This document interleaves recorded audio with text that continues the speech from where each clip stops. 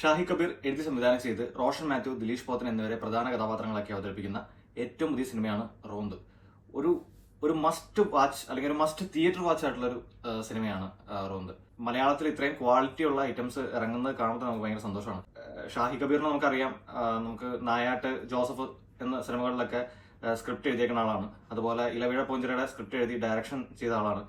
സാധാരണ ഇപ്പോൾ action hero Biju പോലെയുള്ള സിനിമകളിൽ നമ്മൾ ഒരു പോലീസ് സ്റ്റേഷനിൽ വരുമ്പോൾ അല്ലെ ഒരു പോലീസ് സ്റ്റേഷനിലേക്ക് നോക്കുമ്പോഴേക്കും അവിടെ വരുന്ന കേസുകൾ എങ്ങനെയാണ് ഹാൻഡിൽ ചെയ്യുന്നത്, പലതരം കേസുകൾ എങ്ങനെയാണ് ഹാൻഡിൽ ചെയ്യുന്നത് എന്നുള്ളതാണ് സിനിമയിൽ ചർച്ച ചെയ്യുന്നത്.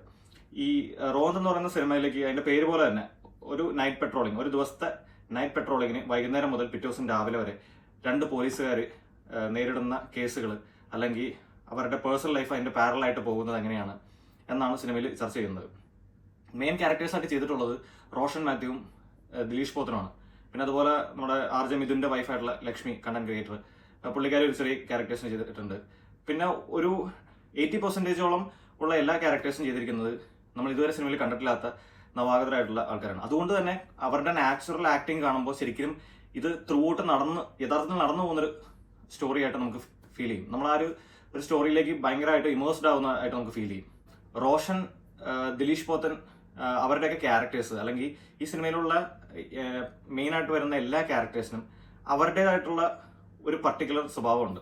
എല്ലാ ക്യാരക്ടേഴ്സിനും അങ്ങനെ തന്നെയായിരിക്കും. പക്ഷേ ത്രൂ ഔട്ട് അവർ ആ ഒരു ക്യാരക്ടറിനെ, അതായത് അത് ഒരു വെൽ റിട്ടൺ ആയിട്ടുള്ള സ്ക്രീൻ പ്ലേയുടെയാണ് നമുക്ക് കാണാൻ പറ്റുന്നത്. അതായത് അവരുടെ ക്യാരക്ടറിന്റെ ഒരു ബിഹേവിയർ അതെല്ലാം ത്രൂ ഔട്ട് ആ ക്യാരക്ടേഴ്സ് ഹോൾഡ് ചെയ്ത് ലാസ്റ്റ് വരെ കൊണ്ടുവന്നിട്ടുണ്ട്. നൈറ്റ് പെട്രോളിങ്ങിന് പോകുമ്പോഴേക്കും എങ്ങനെയാണ് ഓരോ കാര്യങ്ങൾ പോലീസുകാർ ഡീൽ ചെയ്യുന്നത്, അങ്ങനെയുള്ള സംഭവങ്ങൾ സിനിമ നമുക്ക് പറഞ്ഞു തരുന്നുണ്ട്. പോലീസുകാർ നൈറ്റ് പെട്രോളിങ്ങിന് പോകുമ്പോഴേക്കും നമ്മളൊക്കെ വിചാരിക്കുന്ന പോലെയല്ല അവരുടെ ലൈഫ് എന്നുള്ളത് നമുക്ക് അതിനകത്ത് നിന്ന് നമുക്ക് മനസ്സിലാവും. അതുപോലെ ഒരു പോലീസുകാരൻ നൈറ്റ് ഡ്യൂട്ടിക്കൊക്കെ പോകുമ്പോഴേക്കും അവരുടെ പേഴ്സണൽ ലൈഫ് എങ്ങനെയാണ് അവർ ഹാൻഡിൽ ചെയ്യുന്നത്, അല്ലെങ്കിൽ അവരുടെ പേഴ്സണൽ ലൈഫിൽ ഉണ്ടാകുന്ന ബുദ്ധിമുട്ടുകൾ എങ്ങനെ ഹാൻഡിൽ ചെയ്യാൻ പറ്റും എന്നുള്ള കാര്യങ്ങൾ അങ്ങനെയൊക്കെ സിനിമ ചർച്ച ചെയ്യുന്നുണ്ട്.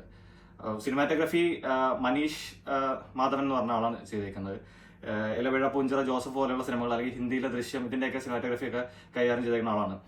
സിനിമാറ്റോഗ്രാഫിയിലേക്ക് പറയുകയാണെന്നുണ്ടെങ്കിൽ ആ ഒരു നാടിന്റെ ബ്യൂട്ടീനെ എന്താ പറയുക, ഡ്രോൺ ഷോട്ടുകളിലൊക്കെ വളരെ ബ്യൂട്ടിഫുൾ ആയിട്ടാണ് നമുക്ക് കാണിച്ചു തന്നിരിക്കുന്നത്. ഈവനിങ് ഷോട്ട്സ് ഒക്കെ ആണെന്നുണ്ടെങ്കിലും ഏർലി മോർണിംഗ് ഷോട്ട്സ് ഒക്കെ ആണെന്നുണ്ടെങ്കിലും വളരെ ബ്യൂട്ടിഫുൾ എന്ന് വെച്ച് കഴിഞ്ഞാൽ അത് ശരിക്കും ഒരു തിയേറ്റർ എക്സ്പീരിയൻസിൽ തന്നെ കാണുമ്പോൾ അല്ലെങ്കിൽ വൈഡ് സ്ക്രീനിൽ കാണുമ്പോഴേക്കും വളരെ ബ്യൂട്ടിഫുൾ ആയിട്ട് നമുക്ക് ഫീൽ ചെയ്യും. അത്രയും സൂപ്പർ ഫ്രെയിംസ് ആണ് പുള്ളിക്കാരൻ ഷൂട്ട് ചെയ്ത് വെച്ചിരിക്കുന്നത്. ദൃശ്യം മൂവീസിലൊക്കെ മ്യൂസിക് കമ്പോസ് ചെയ്തേക്കുന്ന അനിൽ ജോൺസൺ എന്ന് പറഞ്ഞ ആളാണ് ഇതിനകത്ത് മ്യൂസിക് കമ്പോസ് ചെയ്തേക്കുന്നത്. പ്രത്യേകിച്ച് ഒരൊറ്റ സോങ് പോലും ഇല്ല മൂവിയിൽ. ത്രൂ ഔട്ട് ഒരു ഇൻ ബിറ്റ്വീൻ സീൻസിലാണെങ്കിലോ അല്ലെങ്കിൽ ഒരു നേരത്തും ഒരു സോങ് സിനിമയിലില്ല.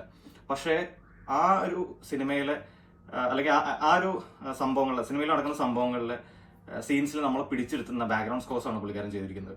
പിന്നെ എനിക്ക് ഇഷ്ടപ്പെട്ട ഒരു സംഭവം എന്ന് വെച്ച് കഴിഞ്ഞാൽ സിനിമയെ ഷൂട്ട് ചെയ്തിരിക്കുന്ന ടൈം നൈറ്റ് ആണ്. Through out time full night തന്നെയാണ് ഷൂട്ട് ചെയ്തിരിക്കുന്നത്. സാധാരണ ചില സിനിമകൾ കാണുന്ന പോലെ ഡെയിലി ഷൂട്ട് ചെയ്തിട്ട് അത് കളർ ഗ്രേഡിയന്റ് ചെയ്തേക്കുമല്ല. തുടക്കം മുതൽ അവസാനം വരെ നമ്മളെ ത്രില്ലടിപ്പിച്ചുകൊണ്ട്, എന്നാൽ ചിലയിടത്തൊക്കെ ഇമോഷണൽ ആയിട്ട് കണക്ട് ചെയ്യിപ്പിച്ചുകൊണ്ട് നമ്മളെ edge of the seat experience തരുന്ന ഒരു നല്ലൊരു ത്രില്ലർ തന്നെയാണ് റോന്ത് എന്ന് പറയുന്നത്. അപ്പൊ എല്ലാവരും ഈ പടം ശരിക്കും തിയേറ്ററിൽ തന്നെ പോയിരുന്ന് കാണണമെന്നാണ് ഞാൻ പറയുന്നത്. കാരണം ഇങ്ങനെയുള്ള മൂവീസ് അതിന്റെ ഒരു എഫക്റ്റ് നമുക്ക് ഫീൽ ചെയ്യണമെങ്കിൽ അത് തിയേറ്ററിൽ തന്നെ പോയിരുന്ന് കാണണം. അപ്പോൾ പുതിയൊരു സിനിമയുടെ വിശേഷങ്ങളായിട്ട് നമുക്ക് വീണ്ടും കാണാം. അതുവരെ സ്റ്റേ ട്യൂൺഡ്.